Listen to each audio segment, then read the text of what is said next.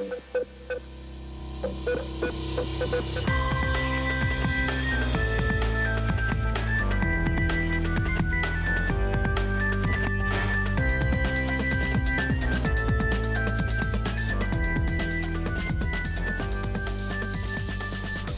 back to Burn the Haystack with Josh and Jesse.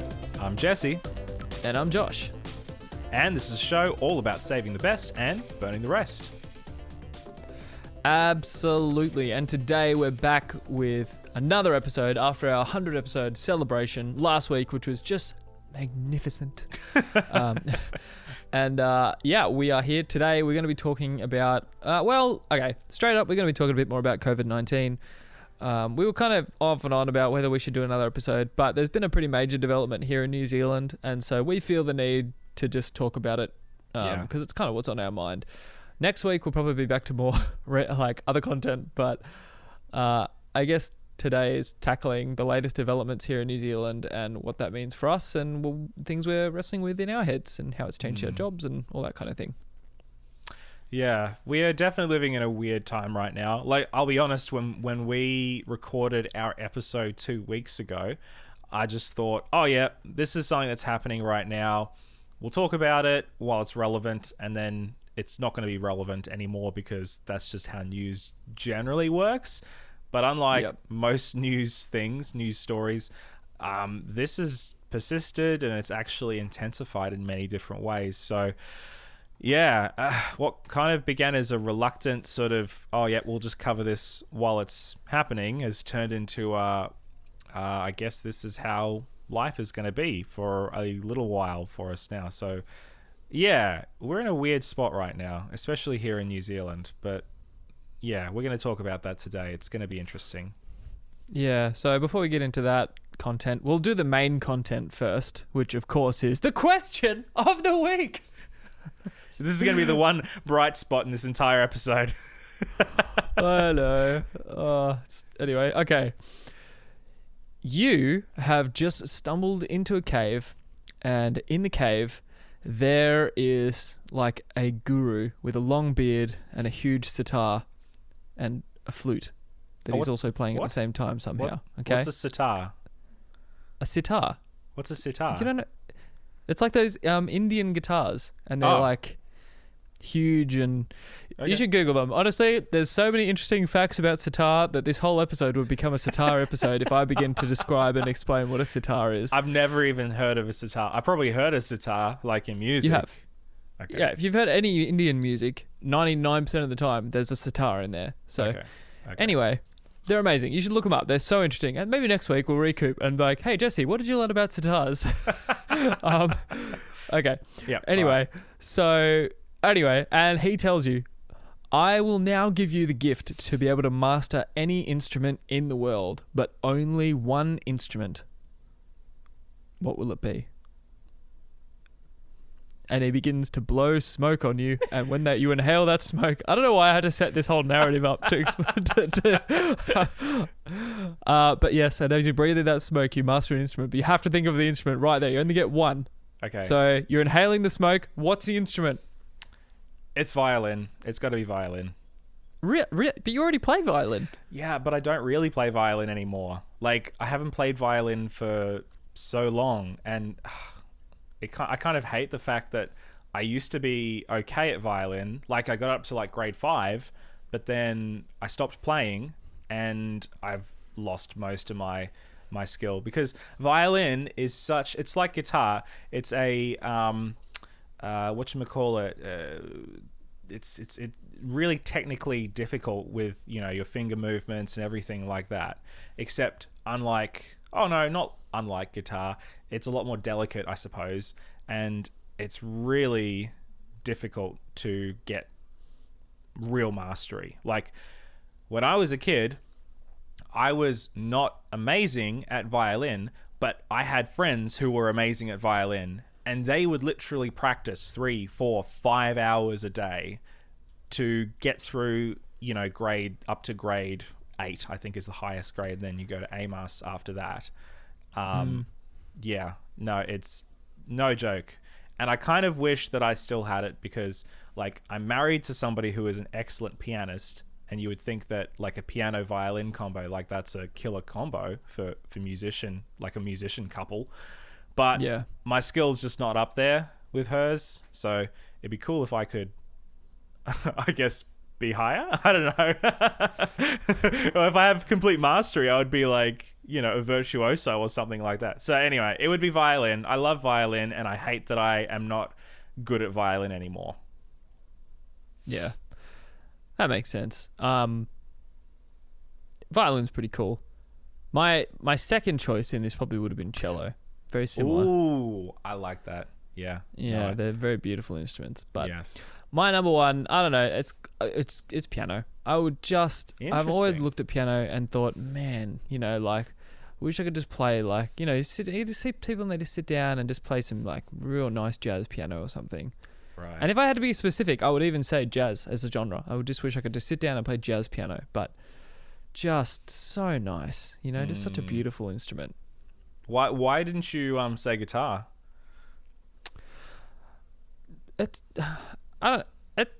Guitar and me have had a complicated history. All right. Step into my office, Josh. What's bothering you? Well, tell me what's wrong with guitar. I didn't used to like guitars because I thought they were too mainstream. That's why I was a drummer. They are very mainstream. And then I was a bassist. Yeah. Yeah. But I don't know. For me, like, I like guitar, but I've never had the desire to just be able to master it. And I feel like I only ever wanted guitar so that I could like sing along with it. Yeah. Like use it as an accompaniment. But like piano, I feel like is that one instrument that can just do everything at once, Yeah, I guess that's true. I guess in some ways, most of the guitar that we consume as like music consumers is just a filler, like to hold a melody or whatever. Like if you were to master a guitar, like I would think somebody like maybe classical guitar, perhaps, or even like, I don't know, Dragon Force or stuff like that. Or who's the guy that does Ocean? Paul Butler? John Butler. Yeah. Like that. Those are all very different styles of guitar. Like each their own mastery. Very specific. Yeah. So I don't know. It's kind of that thing where, like, I don't know. I do like guitar, but it's just never been something I've wanted to master. I don't know. But then if I could master all the styles, that would be pretty incredible. Oh, yeah, it would be. But for you, is guitar more of a vessel to carry, like if it's worship or if it's a pop song? Like, is that how you feel about guitar?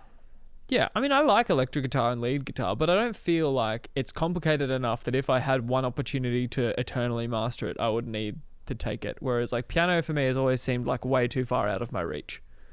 Okay, yeah. I don't know why that is. Maybe if I put more time into it, but yeah. Piano is a prestige instrument. Maybe it's because I already play. I already play guitar, and I feel like, oh yeah, I like it, and I'm traveling along fine at my own pace. Yeah. But if I could just instantly have piano without working for it, that'd be cool. Well, I mean, because then if I instantly had guitar, then I'd have nothing to work on anymore. Yeah. Well, I mean, if you look at an orchestra, you're not going to get two pianos. There's one pianist, and so to be a world-class pianist, that's like incredibly prestigious. But as if you were to ask Karina about this, she would be like, never become an orchestra pianist because it's way too much pressure and people absolutely become total jerks if they are a concert pianist. You know what I mean? I would never want to play that. Like, I would never want to be in an orchestra. I'd just want it for just for you. Honestly, it's my own personal joy. Or like, like you go through a shopping center and there's a piano that's just like, play me. I'd be like, I think I will. And just sit down and everyone's like, wow, look at that guy. Like, there's never a guitar sitting there and it's like, play me. And then someone sits down and starts playing Wonderwall and everyone's like, wow. Everyone's like, oh Lord, make it stop, please. Have mercy. I feel like what you're describing is like every 14-year-old white boy who just wants to impress the girls around him with just being able to sit down at a piano and just play it. Because that was me. That was definitely me when I was that age. Why is that white boy? Why can't that be anybody? I feel like any boy would want to just impress all the girls with. Okay, sure. Let's go any boy. Let's go even more generic than the example that I originally used. Any boy. Like, I remember. Okay, yeah, all right, fair enough. All right, hey, let's talk about something serious. It's just because I'm drilling you in, man. You just want to escape. Yep.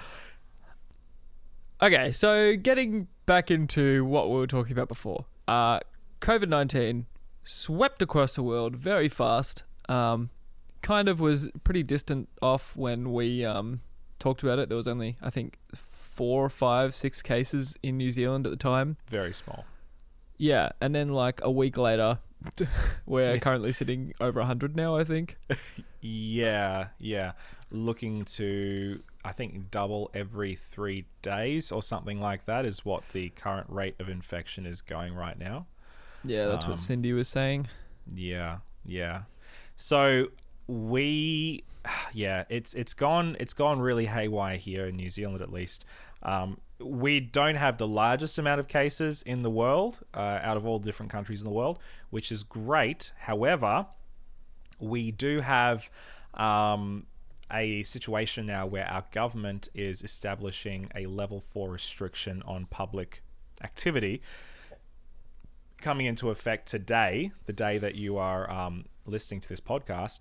And basically what that means is that all non-essential businesses and public places are closed. People are encouraged to go home, penalized if they are out in public for too long, which I don't know exactly how that's going to work, but basically we're all on isolation unless you are an essential business. And I'm going to say some of the businesses that have made their way into essential are very like Domino's are apparently going to be still delivering pizza during this time. So I don't know how essential anyway. But that's what I heard on the radio. So maybe that's not true, but we'll find out. But anyway. So it's a pretty interesting time for us now. We pretty much have to stay in our homes because we're not essential. Yeah. And it's changed so much of how we are doing church. Like I remember 2 weekends ago when we first released our episode on COVID-19, we were just doing church as per usual. I remember preaching that Sabbath. I was not preaching at my local church. I was preaching at a neighboring church, and it was like half full, like a third full. You know, everybody was just not there and kind of staying home, but people were still going to church by and by. People were at my local church. They did a big youth service and there was a bunch of people there. And but then a week later, I remember Josh and you and I had this funny conversation where we did. The Australian churches, basically the SDA church in Australia decided to close all Australian churches until, I believe, end of April or beginning of May or something like that. And we were just joking around, and I made the prediction that we're probably going to get the same treatment in a few days. And what did you say to that? Oh, you said, no, so it was, you said, you reckon by this, so at the time, this Sabbath will be shut down, won't be able to have church. And I reckon, and I was like, oh, I think you're close, but I think next week is what I said. I think this week will go ahead, but next week will be shut down. But honestly, things have moved so quickly. It seems that every day there is some new restriction or some new development to just change the situation completely. So we went within a week of saying, hey, just be careful, wash your hands, go about your business like usual, but don't be too insane. We've gone from that to everybody stay home, lock your doors, hide your children, hide your wife. COVID-19's coming for you. Yeah, like, so, I mean, Jesse was right. In the end, we did get shut down then. But back then, that weekend, we could still go to the church and do a live stream. The gathering was only restricted to... Yeah. It had to be less than 100 people. 100, okay. Now it got changed to 10, and then I'm pretty sure under article or level 4, it's just your family. Or like 5. Yeah, so now we can't have any... So now I can't even... I mean, I can go to the church well, I might not even be able to go to my church by myself. I don't know, but we'll see. But anyway, because they don't want you to even travel too much. And my church is half an hour away. So I don't know what the limitations... We're still working all that out. But anyway... so yeah, now we can't even go to the church and host a live stream. So it's gone sort of past Australia now where they're at, because they can still go to their churches and do live stream events at the time of recording. Might be the same by this weekend. Who knows? Yeah, who knows? Yeah, no, it's crazy. Yeah, so look, the world is definitely changing a lot more rapidly. We're feeling it more now in New Zealand because of the rapid changes that our government has made. Things are things I'd say are probably worse in Australia, though they haven't done a full country crackdown like they have here. And I know that in certain states of the United States, things are looking a little bit different as well. I think in the US, it's more of a state by state, perhaps county by county basis on what you can and you can't do. But I know everybody's feeling it a lot more. I mean, we saw just in the last week or two, I think maybe 2 weeks ago was when Italy closed their borders, and they've been locked down now for a week and a half, 2 weeks at this point. So yeah, things are looking really, really weird right now. And honestly, it's just been, I've never experienced anything like this. It's just been bizarre. Hey. Yeah. And it's funny, like people, I've seen like little jokes around people like, oh, I guess pastors don't really have anything to do now, because you can't see anyone. I am busier than I have been the entire time I've been employed. This is literally the busiest season I've ever had in my life. I've been in so many phone calls and meetings and like going to be writing statements and like, honestly, it's crazy for me. What about you? Do you reckon you're busier than ever right now, or do you reckon you're about the same or less? I think I'm about the same, but I think that's due to the fact that I have a smaller church than you do, and because my role is small church and chaplain, as well as like youth leader, I think that role is probably not as intensive as what you have right now, because basically half of my role, aka chaplain, is effectively shut down as of tomorrow. Right. So I can't really do anything chaplaincy wise apart from just support the teachers wherever they are, at work or at home. Hopefully they're at home. But I don't know exactly how that's going to work at this stage, because we don't really know what the government is wanting for every school at this point in time. Yeah. But I will say that I am much more busy than I have been on the social media front. Oh yeah. It's kind of been a guilty sort of kick up the butt thing for me in a way, because my church doesn't have a proper social media manager, so that person is just me. And so with that, I created an Instagram account for my church, and I've been scheduling posts, and I've been responding to messages, and we just did our first live stream on Saturday, and like you've been doing all the same things sort of thing. So that's been kind of mental, and it's really made me have to shift my focus on where to spend my ministry and my work energy. I mean, like a week ago, even 3 days ago, we were talking about doing house churches. And so I was gearing up to lead group leaders to do house churches. And so I was gathering everybody's information and phone numbers. And then I like just yesterday realized that, well, that's all pointless. Throw it in the bin because it's not going to work anymore. Yeah. I mean, mind you, so we're on these level 4 restrictions. We're on like this for 4 weeks at this stage. It could go longer. They've said it could, if people don't follow the rules or whatever, and the cases continue to grow, then they'll extend it. But as they scale it back, like if we go back to level 3 or level 2, then house churches would be the way to go. Like my church won't be able to meet until we're off the restriction list completely, basically. Yeah. So we have to wait till we're right off, which could be heaps long. We have no idea. Yeah. But I'm looking forward to when we can at least meet together again. You know what I mean? Like even just having a small group go and do a live stream rather than just chilling in our houses. It's totally different. It's only been 1 day. And I'm already like, this is such an extrovert thing. I'm like, help. Get me out. I think people are going to be so stoked when we can finally meet back together again. I think people are going to, like, it's happened so fast that I don't think people have really quite come to terms with what it means that we're not going to be able to meet together at all. I'm glad that here in New Zealand, not that I'm aware, we don't have any churches that are basically defying the government restrictions, but I know in the US there are a number of churches that I've seen quite arrogantly meeting together with hundreds, sometimes thousands of people, touching, healing, praying, all that sort of stuff. It's pretty nuts. I don't think we have any Adventist churches, but there is at least one church that has been here in New Zealand. Oh, yes? Yes, quite a big one. Oh, okay, all right. Fair enough. Yes, and most New Zealanders, I mean, I don't want to name drop them, but if you're a New Zealander, just think, what's the big controversial church in New Zealand? That's the one. Okay, I haven't heard about this. No, they met together, everything was normal this last Sunday. Okay. Yeah. Okay, fair enough. Did they make any statements, like, about the whole thing, or? No, I don't think so. They just did their thing. Okay. So, anyway, yeah. Cool, we do have one, at least. I haven't heard of any others, but right. It's pretty crazy. I was talking to one of my friends who's pastor of like a big charismatic church, and I was like, man, like, what are you guys going to do now that you're like total house lockdown? Because before they were doing these cool like live streams on their awesome stage with all the lighting and everything, so it still looked cool.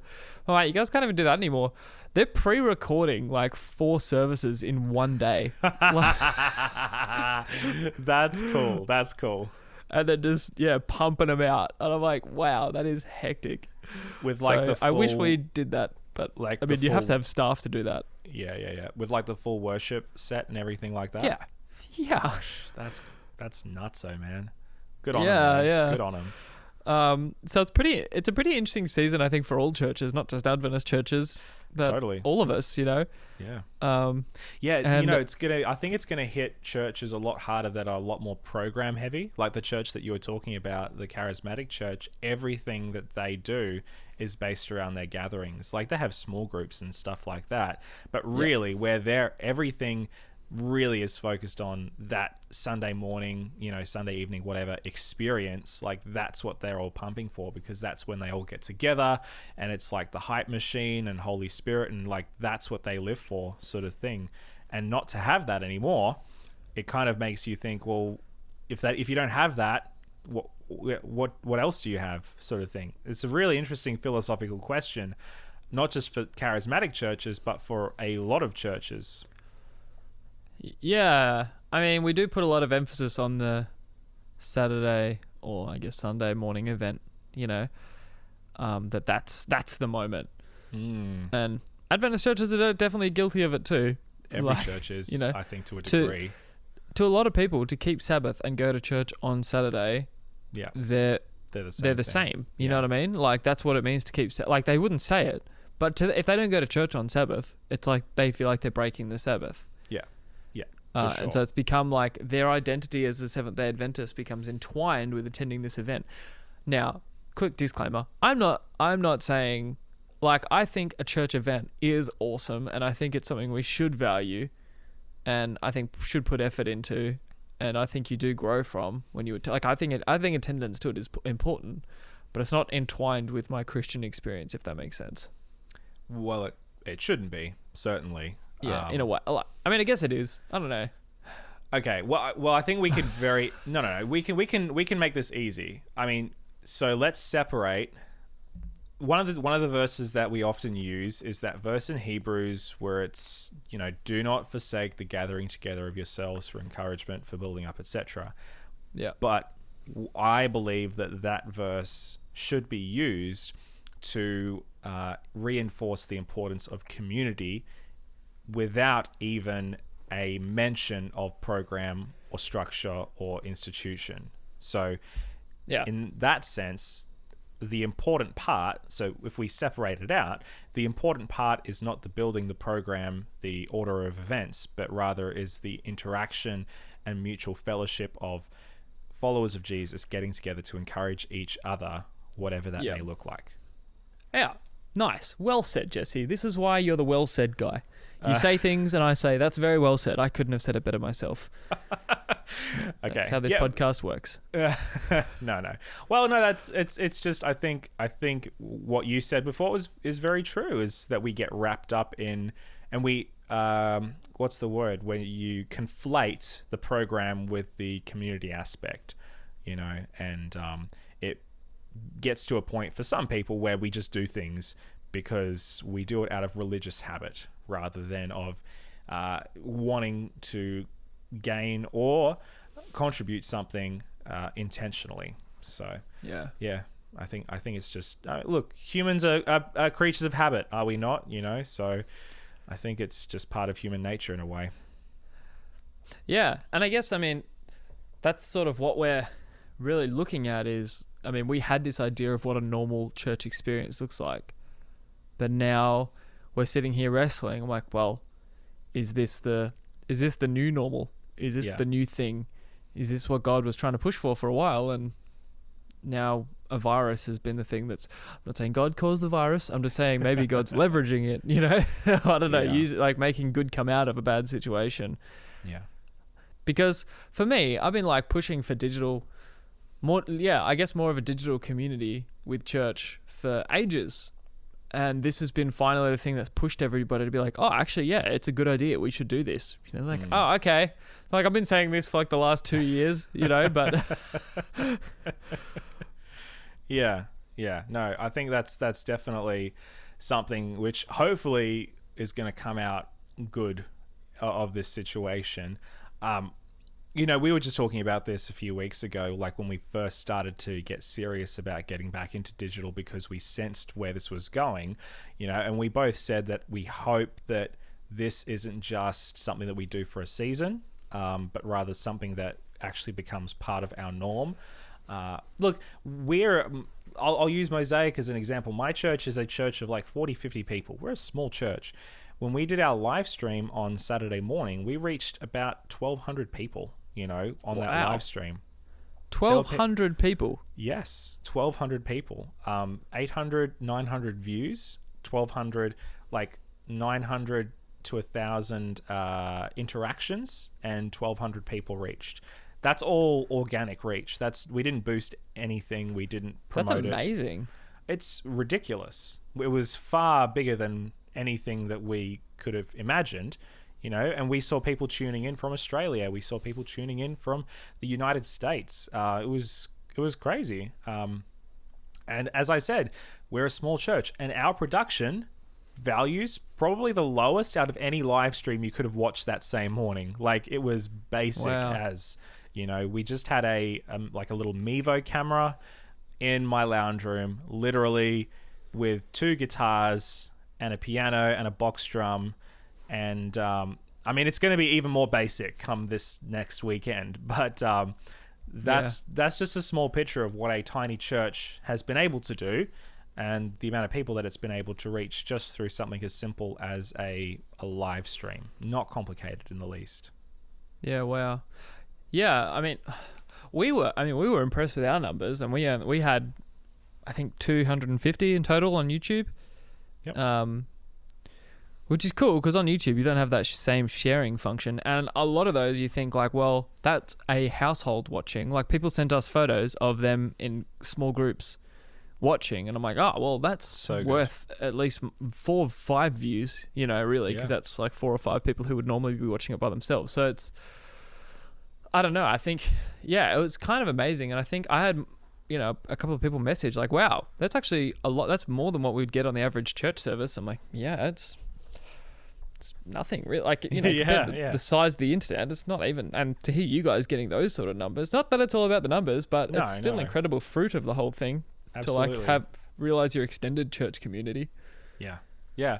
And that's the thing. Like, one of the things that I've been pushing for at Mosaic is the fact that digital reach is essentially endless and limitless versus physical reach. Like, as far as churches are concerned, my church is positioned probably one of the most poorly ways that you could ever be positioned as a church. We are not allowed to put signage out the front of our church. We do not have a church building. We are not in a place with a lot of public foot traffic. We are there for a Friday night through Saturday afternoon. That is literally all the time that we are allowed. We do not have a weekly presence. So we're positioned really poorly as a church to be able to attract natural growth. There's always invites. Invites are neutral, no matter what your situation is. But as far as being positioned in, property-wise, signage, marketing, all that sort of stuff. All we have really is invitations and online. And if we can do more online than we can in person, I would still consider that a ministry win, honestly. Because it's not like those people on Facebook are not people. They're still people. Yeah. Even if they're people in like Florida, they're people. Even Florida people. Even are Florida, people. man. Yeah. And that's the thing. I mean, I was kind of let down. I mean, in some of the group chats and the groups and stuff that I'm in on Facebook, and this is exactly the reason why I don't go on Facebook as much anymore. But so many people ragging on churches that are doing live stream, you know, in this sort of time. They're like, oh, all you're doing is entertaining people, is what they say. And okay, I can see like there is a side of truth to that. But I mean, like now we're in a stage where we have to do total self-isolation. We can't do house church now because this person in particular was advocating that you should do house churches and not worry about live stream. House churches are great. Don't have a problem with house churches. But now we're in a situation where we can't even do that. So if we didn't put that infrastructure in place before, then right now, church would be impossible. Like, what could you do if you couldn't do online church and no one can leave the house, right? You know? Yeah. You would literally have nothing. Yeah, and this has like enabled us to pretty much still function in so many ways. Like we have, like I just had a board meeting before and it was all just on Zoom for the first time and everyone was like, oh, this is really easy. We could do this every time. I'm like, yeah, we could. It's really easy. You know? I literally had a board meeting last night on Zoom as well. So there you go. We finished our board meeting an hour early. Usually our board meetings are like 2 hours. We did it within an hour. It was sick. Yeah, same. Yeah. And we're about to roll out with our church, bit of behind the scenes. We're about to roll out Zoom small groups. Yep. You know? Yep. For us and Sweet. Zoom Sabbath schools if people still want to do a Sabbath school like. And it's a free program, so the limit has to be 45 minutes because we're not doing a paid one at the moment. Yeah. Unless we see fruits of it, I guess. But you know, like the time restrictions there, but at least you can all see each other. And, you know, it's pretty easy. Like, even with our live stream church service, it was really easy for people to invite others to church who wouldn't normally come. So, like, they were just sharing the link out. I'm like, hey, our church is going live. How funny is this? And people watched it. Yeah. Whereas if you were like, hey, our pastor's stupid, why don't you come on Saturday and look at him? You know? I don't know. Like, how hard's that? It's a hard sell. Virtual tomatoes. Yeah. I don't know. It's been an enabler. I think it's been really cool. I think the whole idea that a live stream is just a entertainment device, I think that's a tired and worn out argument. I mean, look, you and I have talked about this before. Like when we talked about the music episode, when we talked about contemporary music versus traditional music, like I just think it's a tired, it's a worn out argument, and I just don't think it holds water anymore. If we were living in an era where the only source of media that you could find on the internet was entertainment media, purely entertainment media, then maybe you could make that, you know, jump.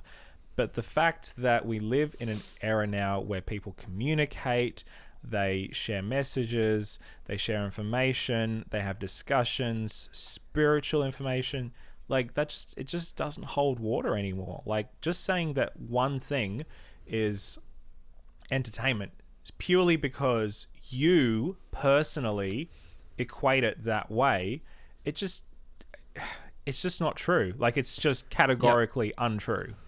Oh, absolutely, yes. And so I don't know. That's the thing for us. I'm already sensing that there will be things from this that will just become the new normal. We might never go back to physical board meetings. We might always do them on Zoom. Who knows? You know, there might be whole new groups that are formed out of this that are just Zoom small groups. And I guarantee that person that said, boo-hoo, live streams are terrible, eventually, because of social isolation, will be forced to engage in some form of community online. There's no way around that.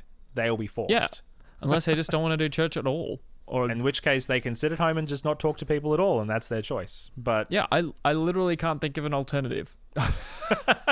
Unless you want to send like snail mail to people, but even then, like there's no guarantees even with the mail in the for next coming weeks. So, I don't know, man. Yeah, it's kind of wacky. So I guess yeah, like, and maybe out of this whole thing, like entirely digital churches will be born. You know what I mean? Right. That's Yeah. something I'm interested in. Yeah. Like 100%. my church might be like, you know what, we like this. We're always going to stay home and watch, and just do it in a small group. I mean, who says Our church might shrink physically. Yeah. But I mean, like, I think that if a church, like, if that's what happens, I would consider that a church plant. And if the research is anything to go by, if you are planting a church out of a pre-existing church, then the pre-existing church will always grow to match what it was sometimes or greater. So if that's the case, then, who says that we have to continue just doing church the way that it's always been done? Yeah, I've been talking to my leadership team and some of my ministry leaders about some of the possibilities for our church moving forward.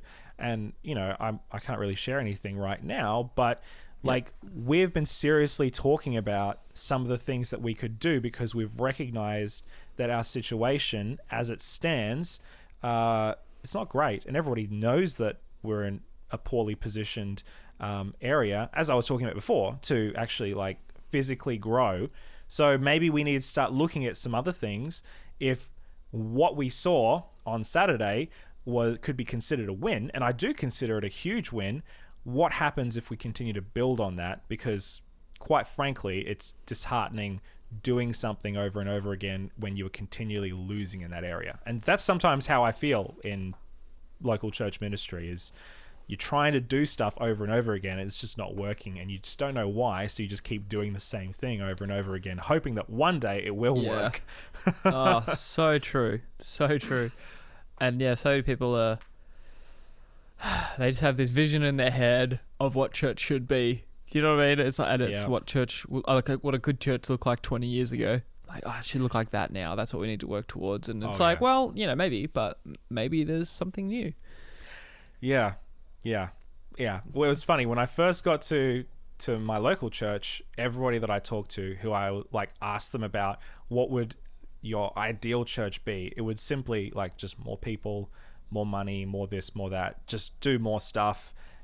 But I've kind of come to realize over the years that there are certain churches, well, maybe, look, more people and more money probably is a net benefit. I think that there is probably a net benefit to more resources and more manpower, definitely. But I don't think that it is a one-size-fits-all silver bullet to cure all your church problems. In some cases, it makes your problems bigger and more complicated and more difficult to overcome. So maybe the answer is not physical growth. Maybe the answer is digital growth. Maybe we need to start looking at ways to grow our ministries digitally, because at the end of the day, people are still people, whether they live in the town where your church operates or whether they live halfway across the world. I don't know. My mind's just in Florida. Even if your church is full of Florida men. Florida men and Florida women and children. Not just the Florida men, but the Florida women and children too. That is such a great meme. Okay, only like 2% of people really quite understood that.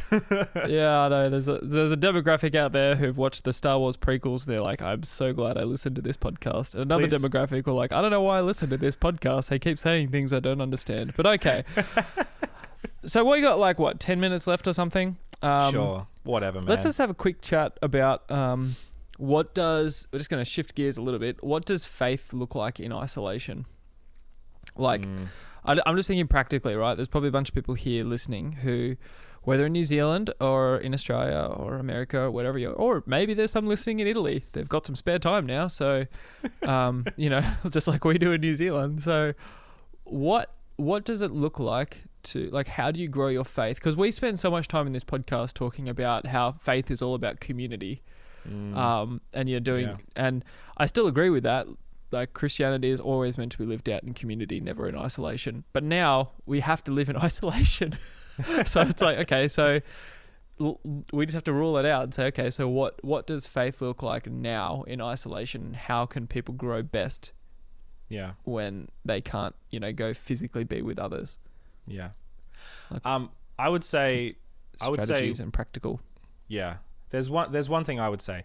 So when I was growing up and I got my first mobile phone, my first cell phone, I remember my parents kind of treating it with a little bit of chagrin, similar to the way they responded when I got my first laptop or my first desktop computer or whatever, because I would go on my device and I would be playing games or I would be communicating with people. Do you remember old MSN Messenger? Absolutely. Nudging people left, right, and center. I would have my screen open and there would be like 5-6 conversations all going at the same time. I'd be talking away to like 3 people and then another 3 people would be like away from their computers, but then they would come back and then you would so I was always present in my device in the virtual world.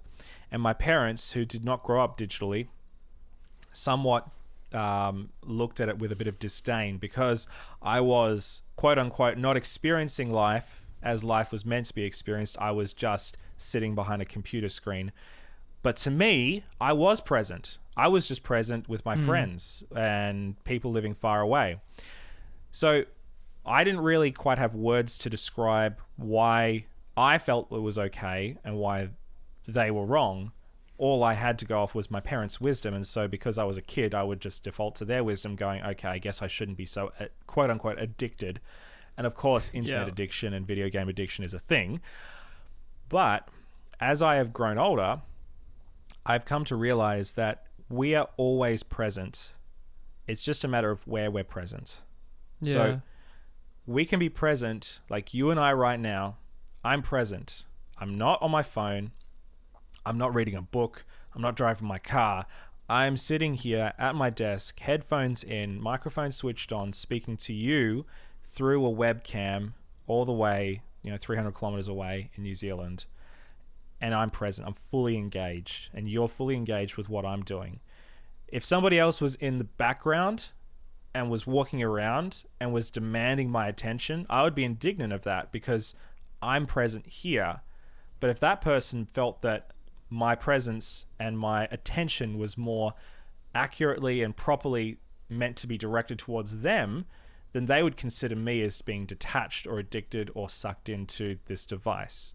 And so what I've come to realize in this whole social isolation thing is that we are still, with technology, we have the opportunity to still be present with each other. We just have to make that effort. We have to be assertive and we have to be intentional about being present with somebody else.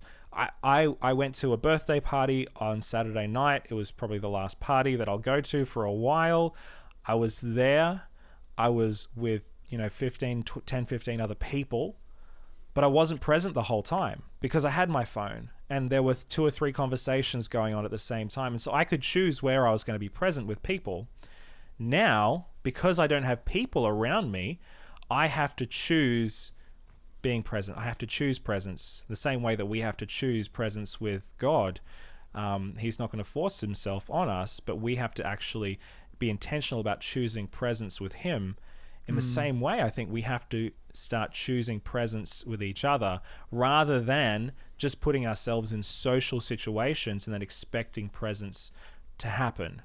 That might be a little bit deep and it might be a little bit over some people's heads. I don't know, but that's just what I'm thinking. I guess the big word is intentionality and being intentional with being present and allowing our presence to be directed rather than just allowing it to happen, which is what we do most of the time. We just kind of drift and we just drift in and out of presence with people. Yeah. No, I would agree 100%. And I think what I'm thinking, I reckon runs very much along the same lines of what you're saying. Like my big word is you have to be, in this time especially, you have to proactively be a part of the church right now. Yeah. You can't just let church, it's not just rocking up and attending, it's being proactively remaining a part of the church. Prioritize things like, don't just, depending on the level that you're at with people, but prioritize calling, like FaceTiming, like a video chat, like what we're doing. Prioritize something like that during this time with church people, and make it a specifically, like, bring spirituality into your conversations. Have like some questions that you're like seeking to ask people, or if you can't do that, go for a phone call. I know millennials are like, yeah, a phone call or whatever, but that's it's so much more contact and so much more meaningful than just a text. Sure, there's like a wide net of people that you can text, message, email, whatever, but proactively seek to like lift some people up to the level of call or like FaceTime. You know what I mean? Like, Yeah. This is the time when you have to proactively say, okay, I am a part of this church, and through this, I will remain a part of this church. Because it could be really easy to drift through this season, come back the other side, and just start attending church again and be like, man, what? Like, I don't feel like I was in a church that whole time. Whereas if you're proactive about it, you really can be. This can be the most meaningful time in your church's life ever if you proactively seek to be a part of it and be the church during this time. Yeah. No, that's what I keep saying. That's what we keep having discussions around with Mosaic, is that even though we are offline, or even though we are not, in our physical location, that doesn't mean that we get to stop being church, and we don't get to stop being connected, because we can be. If we were living, I don't know, through a drought or through a hurricane or through a mass power outage, we might be looking at things a little bit differently right now. But even though we are in social isolation, technology is still there. The internet is still working. The phone lines are still working. The power is still running. So we can do this. We can. Totally. And I mean, again, this is something else. If your church is doing a live stream or whatever, or like a church is doing a live stream and you're choosing to tune in, like, don't... like, I don't know, even be proactive with that. Put it on the biggest screen you have in your house. Like, take notes, sing with the songs, like, hold the screen, scream down the preacher, all that sort of stuff. Like, be more so than you are in your regular church. Like, I don't know, that's what I'm thinking. Like, you can make this a really amazing experience. Yeah. Absolutely. Yeah. So look, I don't know, how much more can we say on this? I feel like I'm kind of sick of talking about this whole thing right now, though I am excited for the implications. And I mean, that's what we've been spending this entire time talking about, rather than the coronavirus itself. I don't know. I wonder if there are going to be more digital churches as a result of this, or I wonder if by the time we finish this, it's just going to be back to good old Alex Dion Wilson, InstaChurch Live. He's been doing it this whole time, people. We've been telling you, you gotta tune into InstaChurch Live. He is the man when it comes to Instagram church. But yeah, I'm excited to see if there is going to be any more ground broken on this particular front. It's exciting times ahead. I'm excited more than anything. And I think we all should be, in a way. Precautionary, all that sort of stuff. But you don't have to be scared. Be excited about how God's going to use this. Yeah. That's a big thing. Okay. I'm sick of talking about this as well. Let's do the sign off. Let's get out of here. Let's skedaddle. So let's talk a little bit more, because I think unless stuff happens in the near future that completely, like, I feel like we're getting to the point of really, like, this is serious and deserves a discussion. But I think if stuff doesn't happen more, I don't think we're going to need to talk about this anymore on the podcast, apart from a general update and how things are going.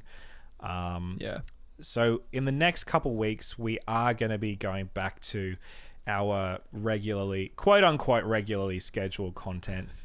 Is there any regular content with us? I don't know. I feel like, especially this season, we have been extremely eclectic with the content that we've been putting out. It's been strange. It's been very strange, but this has been a very strange year. We'll wait till another 4 weeks when we've been locked in our house for 4 weeks straight, then see how strange the content gets. You guys are in for a wild ride. Josh and I are going to have like long beardy hair, like, our hair's going to be wild. We're going to be wearing nothing but sackcloth, and we're just going to be running around our living room with a stick yelling profanities, or I don't know. It's going to, we'll see. Sounds like my normal Sundays, but anyway. So next week, we're hoping to kick off a new sort of episode that is going to be completely different. We're going to be digging into some more biblical stuff, biblical theology stuff in the next couple of weeks, which I'm really excited about because I love this stuff and I feel like it's been ages since we've talked about anything really biblical theology related. So it's been ages since we talked about anything biblical. That's such a funny thing. Sorry. Two Christian pastors. Yeah, we haven't done like a podcast. Bible. Yeah, the last thing we did was probably the Three Angels message, and that was also sort of cultural. Oh gosh, that's a long time ago. That's like 6 months ago now. Yeah, so I guess a sneak peek. What we're looking at. Okay, there's two. I don't know which one. We'll just what we're looking at doing next week is looking at the Old Testament and sort of wondering, is there grace in the Old Testament? Is God different in the Old Testament than he is in the New Testament? Is what we're going to dig into just from stuff we've been looking up. So that's where we're going. And then after that, I think we've got another biblical thing, but we'll see. Yeah. I think at least with the next couple of weeks, I'm really excited to dig in like really deep into some of this stuff, like especially this grace in the Old Testament topic. I think that it is really solid. So I'm like literally where I'm at, I'm just like wanting to see where it takes us. And if it takes us 1 week, if it takes us 4 weeks, maybe this could be a great journey. So I'm just really excited to dig into this stuff again. Yeah. So, hey, and remember, the best thing for all things Burn the Haystack is, of course, burnthehaystack.org. So make sure you go and check it out. It's a beautiful place to be. Absolutely. And if this is your first time listening to Burn the Haystack, welcome. This is, as we said, probably not the most regular of episodes. We've been in a weird place, but if you haven't already, please subscribe. You can check some of the backlog. We have 100 episodes before this one of content ranging from interviews to theological discussions to cultural discussions and everything in between. There's literally so many different things that we talk about. It's impossible to list them all. So subscribe if you haven't already. And if you have and you would like to help us out, we would love it if you could give us a rating or a review on the podcatching app of your choice. If your podcatching app does not allow you to leave a review, just head over to iTunes and leave us a review over there. That'd be much appreciated. Absolutely, because we love hearing from you. Anyway, that is everything from us. We love you. Stay awesome, stay healthy, stay safe, all those good things. That is Josh and Jesse out!